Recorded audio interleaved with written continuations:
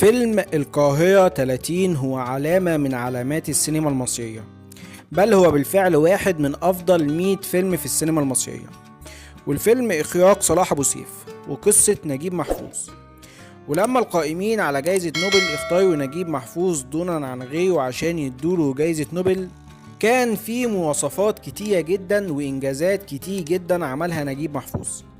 بس عبقرية نجيب محفوظ تكمن في انه سابق اللي حواليه بأجيال، لان قصة الفيلم دي تصلح لكل زمان ومكان. وتعالوا مع بعض نعرف ايه هي القصة الخالدة على مر العصور دي. اولا بتدور احداث الفيلم سنة 1933 لما كانت مصر تحت الحكم الملكي. دول بقى 3 اصحاب، احمد وعلي طه ومحجوب عبد الدايم. 3 في كلية اداب وفاضل 4 شهور وياخدوا الليسانس، والتلاتة عايشين مع بعض في نفس البيت، بس التلاتة مختلفين عن بعض تماما. أحمد شغال صحفي مع الدراسة وشخص انتهازي ومستعد انه يتنازل عن مبادئه بدرجات معينة عشان يوصل للي هو عايزه. مفيش مانع انه يطبل لباشا ولا وزير عشان يوصل لمنصب معين، والنوع ده موجود بالفعل في كل زمان ومكان. علي طه بقى هو المناضل اللي شايل هموم المجتمع على عاتقه، وبينادي بالاشتراكية والمساواة بين كل أفراد الشعب، فما ينفعش يبقى فيه واحد معاه ملايين وواحد تاني مش لاقي اللقمة. والنوع ده برضه موجود في كل زمان ومكان. وفي نفس الوقت علي بيحب جارتهم إحسان شحاتة، بنت غلبانة جدا ومن أسرة فقيرة جدا جدا، وأبوها وأمها شياطين ممكن يفرطوا في أي حاجة عشان الفلوس، يبيعوا عيالهم عشان الفلوس أو حتى شرفهم عشان الفلوس. والنوع ده برضه موجود في كل زمان ومكان. اما بقى محجوب عبد الدايم هو العبد الفقير الى الله، جاي من الأياف عشان يكمل دراسته في الجامعة ويشتغل بشهادته وبعد كده يتوظف ويقدر يساعد اهله بقى. بس اهله حالتهم تصعب على الكافي وما بقاش معاهم فلوس يصرفوا عليه، ومحجوب ما بقاش لاقي اللقمة الحاف حتى. وده اكتر نوع بقى موجود في كل زمان ومكان. بالنسبة لأحمد فزي ما قلنا هو صحفي ومستعد يبيع جزء من مبادئه عشان يوصل، وده حدوته بتخلص لحد هنا. أما بقى بالنسبة لعلي طه ومحجوب عبد الدايم، هم دول اللي مكملين معانا. علي طه شايل هموم البلد على كتافه، ونفسه العدل يملى البلد والناس تلاقي تاكل وتشرب وفي نفس الوقت يتبسطوا بحياتهم، وبرضه يبقى عندهم حرية التعبير عن رأيهم. وفي نفس الوقت هو بيحب إحسان وهي كمان بتحبه، وعشان كده وعدها انه اول ما يخلص الليسانس ان شاء الله هيتجوزها. واحسان فضلت مستحملة علي طه كتير جدا، لان ابوها وامها مش سايبينها في حالها، كل يوم والتاني يجيبوا لها واحد موظف ومعاه فلوس عشان يتجوزها، وهي كانت على طول بترفض لحد ما مسكوها من ايديها اللي بتوجعها وقالوا لها ان اخواتها يشحتوا في الشوارع عشان يلاقوا اللقمة. والفقر والجوع اكتر حاجتين يجبروا الانسان انه يعمل اي حاجة، وابوها وامها ناس ما عندهمش شرف، ممكن يعملوا اي حاجة عشان الفلوس. فعشان كده وافقت غصب عنها على قاسم بيه وكيل الوزارة، اللي ياما لابوها قيشين خلاه يزن على احسان انها تعمل اللي قاسم بيه عايزه.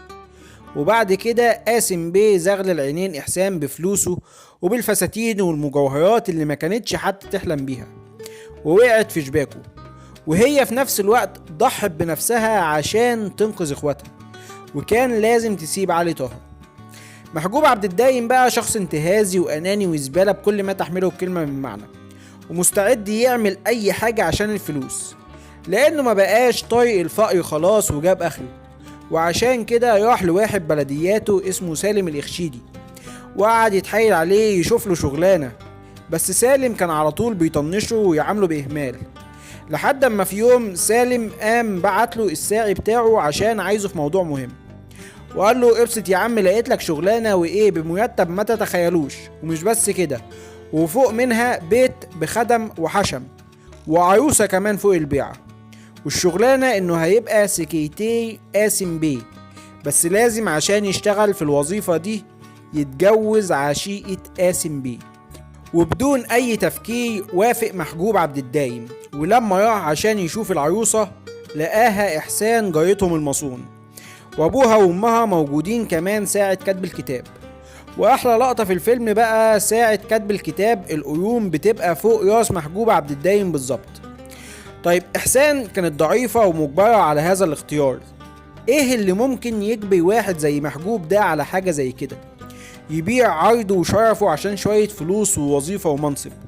لا ومش بس كده، ده قاسم بيه هيجي ينام مع مراته في الشقة في اي وقت كمان، ومحجوب مطالب منه انه ما يبقاش موجود لما قاسم بيه يجي. وفضلوا على الحال ده فعلا، والفلوس مشيت في ايد محجوب عبد الدايم. بس ما فكرش حتى انه يبعت فلوس لابوه وامه الغلابة اللي مش لاقيين اللقمة، وبعت لهم جواب قال لهم انه لسه بيدور على شغل. وبعد فترة قاسم بيه بقى وزير. تخيل محجوب يطلب من مراته ايه؟ انها وهي نايمة مع قاسم بيه تقنعه انه يخلي محجوب يبقى مدير مكتبه. ومش بس كده، ده كمان بيقول لها يلا خش جهزي نفسك بقى عشان لما يجي يلاقيكي على سنجة 10. ومش هو لوحده، ده ابوها كمان كان واقف وبيقول لها يا بنتي اسمعي كلام جوزك. هل في وساخة وسفالة اكتر من كده؟ وفعلا بيتيقى محجوب ويبقى هو مدير مكتب الوزير قاسم بيه. ومش بس كده، ده بكده بقى فوق سالم الإخشيدي. ومش بس كده، ده بقى يعامله وحش كمان زي ما سالم كان بيعامله وحش زمان. بس سالم قال له ما تفرحش بالكويس قوي يا محجوب، عمرها ما دامت لحد. وقام خربها على دماغه، وبلغ ابوه ان ابنه لقى شغل وبيته اداله العنوان. وكمان بلغ مرات قاسم بيه على اللي جوزها بيعمله من وراها، وقلب الدنيا في ثانية على محجوب عبد الدايم، وخلى مرات قاسم بيه تفضحه قدام الناس كلها وقدام ابوه كمان، اللي لما سمع وفهم كل حاجة قال له انا مروح البلد وهقول لهم ابني خلاص مات واندفن.